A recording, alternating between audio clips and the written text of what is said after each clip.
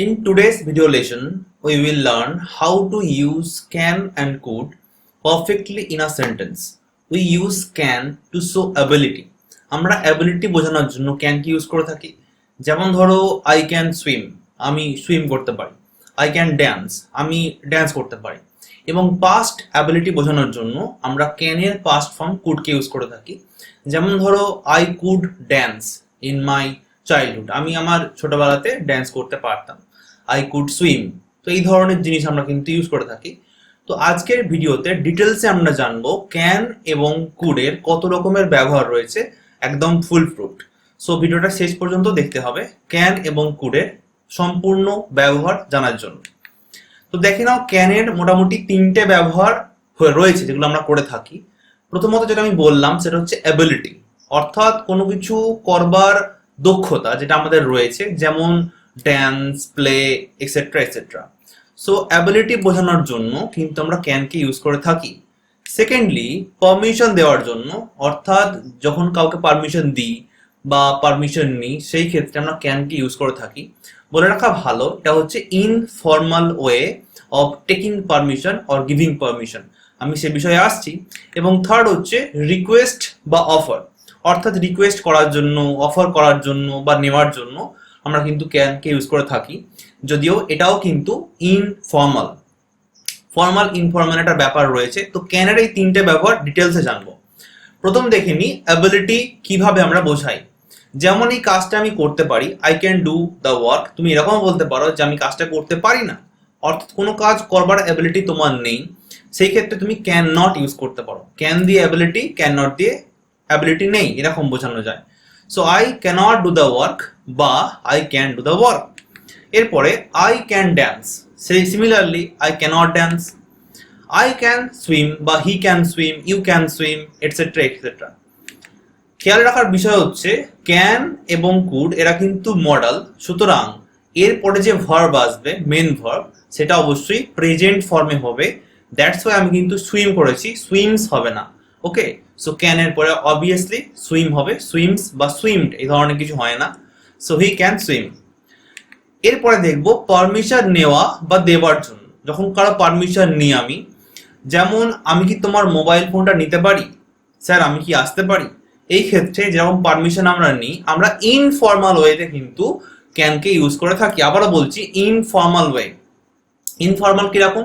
যেমন ধরো বন্ধুদের সঙ্গে আলোচনা করছো বা পরিবারের যারা লোকজন রয়েছে সেই জায়গাতে তুমি কোনো পারমিশন নিচ্ছ বা কিছু অফার করছো বা রিকোয়েস্ট করছো, সেই জায়গাতে কিন্তু ক্যানকে ইউজ করা যায়। অর্থাৎ যারা তোমার পরিচিত সেই সার্কেলে, সেখানে তুমি ক্যানকে ইউজ করতে পারো। যেমন can I take your mobile, অর্থাৎ তুমি তোমার কোনো বন্ধুকে বলছো can I take your mobile phone, সেক্ষেত্রে ইটস ওকে।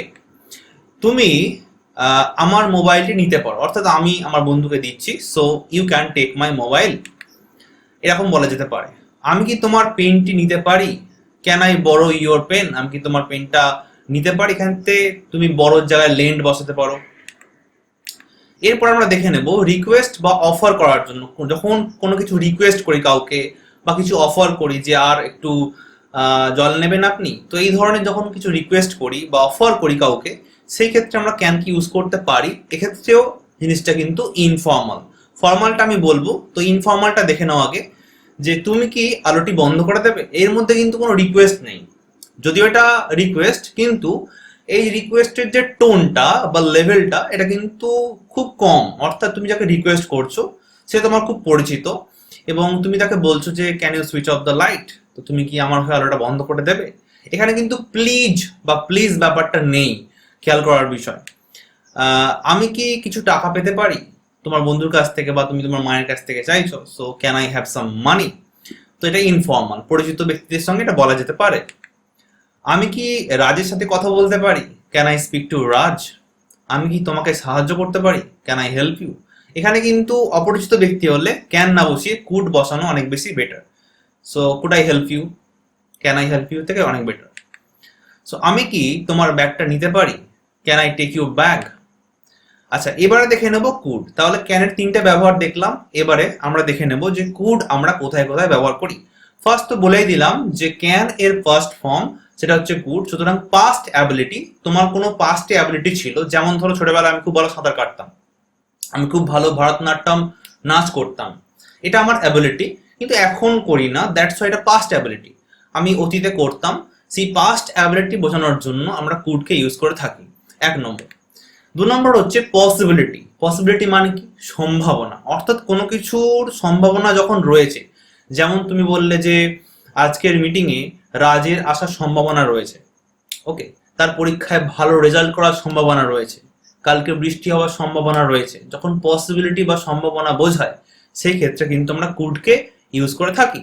এবং থার্ড হচ্ছে পোলাইট রিকোয়েস্ট, যেমন ক্যানের ক্ষেত্রে দেখলাম রিকোয়েস্ট করছে কাউকে দরজাটা বন্ধ করে দাও, মোবাইল ফোনটা দাও, এক্ষেত্রে কিন্তু পোলাইট রিকোয়েস্ট করার জন্য আদর্শ ব্যবহার হচ্ছে কুড, অর্থাৎ তুমি কাউকে অনেক বেশি রিকোয়েস্ট করছো যে প্লিজ এটা করে দিন না, তো এই যে প্লিজ ব্যাপারটা, কাউকে তুমি অনেক বেশি রিকোয়েস্ট করছো নম্রভাবে বিনম্রভাবে, সেই পোলাইট রিকোয়েস্টটা কিন্তু কুডের দ্বারা হয়।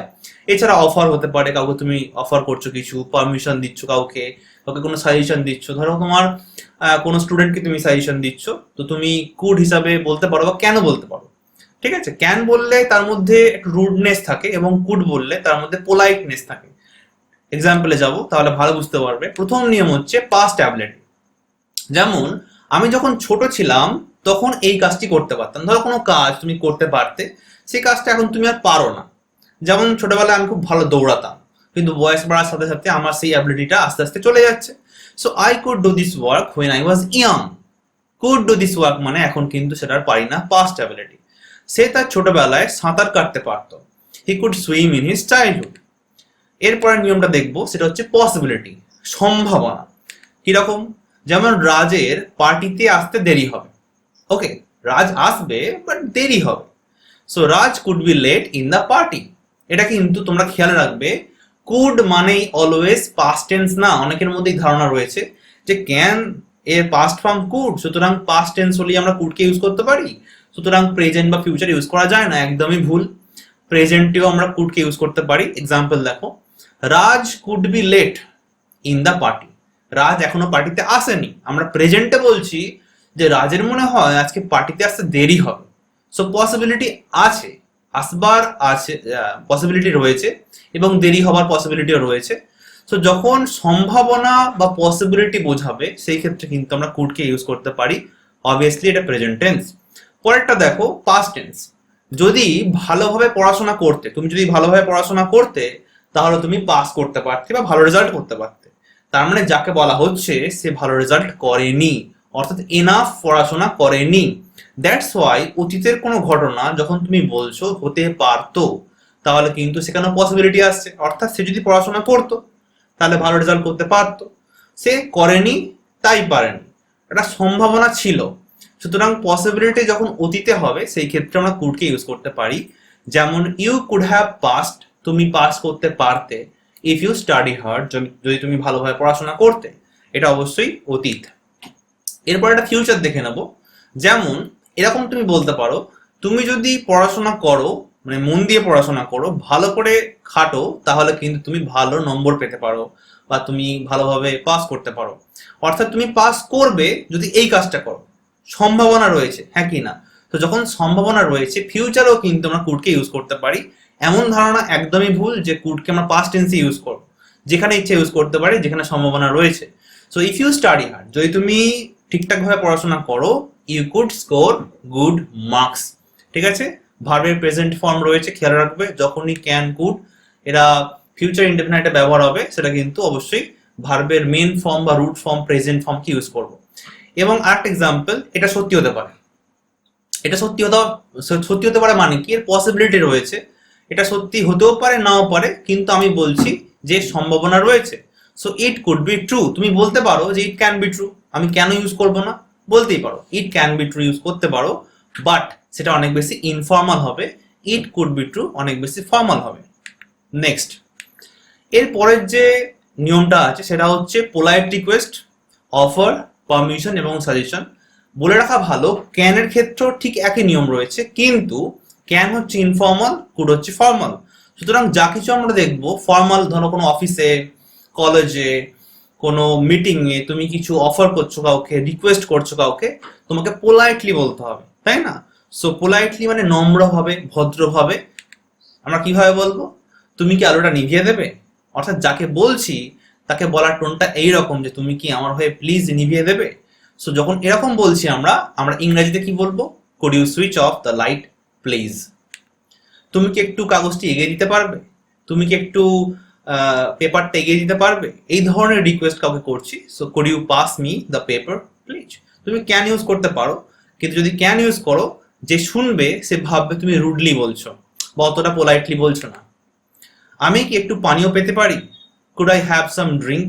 অর্থাৎ তুমি কোনো পানীয় চাইছো, অর্থাৎ জল চাইছো হয়তো, সো তুমি বলতে পারো যে could I have some drink. এরপরে অফার, কাউকে তুমি কিছু অফার করছো, সেই ক্ষেত্রে কিন্তু আমরা বলতে পারি কুড দিয়ে। যেমন সাহায্য করতে পারি, রাস্তায় কোনো হয়তো বয়স্ক ভদ্রলোক রয়েছেন যাকে তুমি সাহায্য করতে চাইছো, তার ব্যাগটা তুমি বয়ে নিয়ে যেতে চাইছো, সো সাহায্য করবার জন্য তুমি বললে কিভাবে বলবে?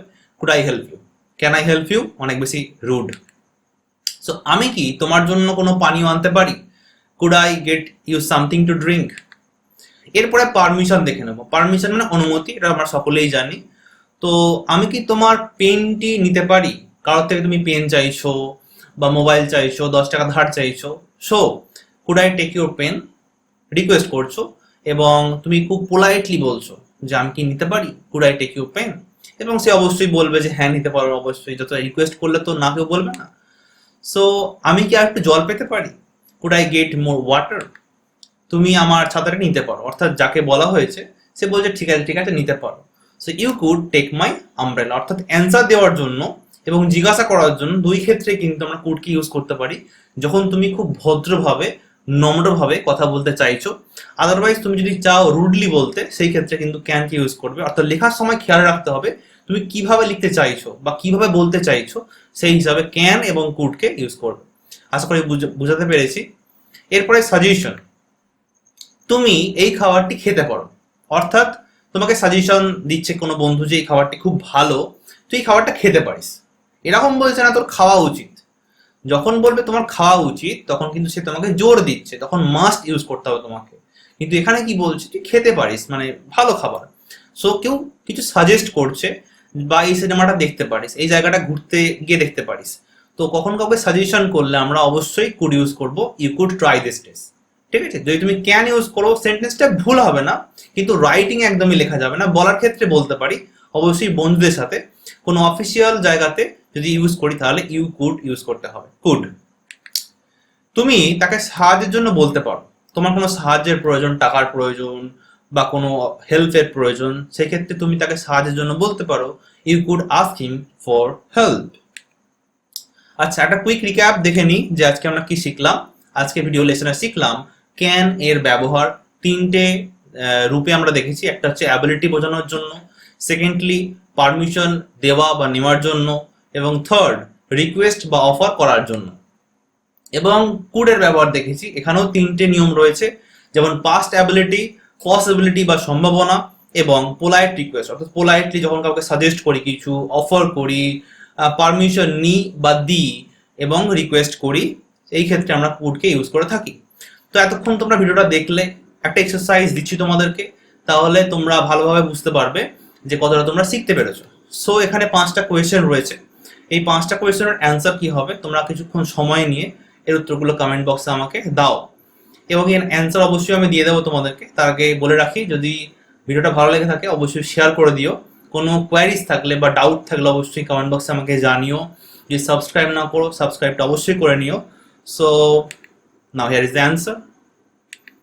অ্যান্সারটা মিলিয়ে নিও। কোনো ডাউট থাকলে বিষয়ে এটাও জানাতে পারো, কোনো সমস্যা নেই। দেখা হবে নতুন কোনো ভিডিওতে। Till then, tata, bye by.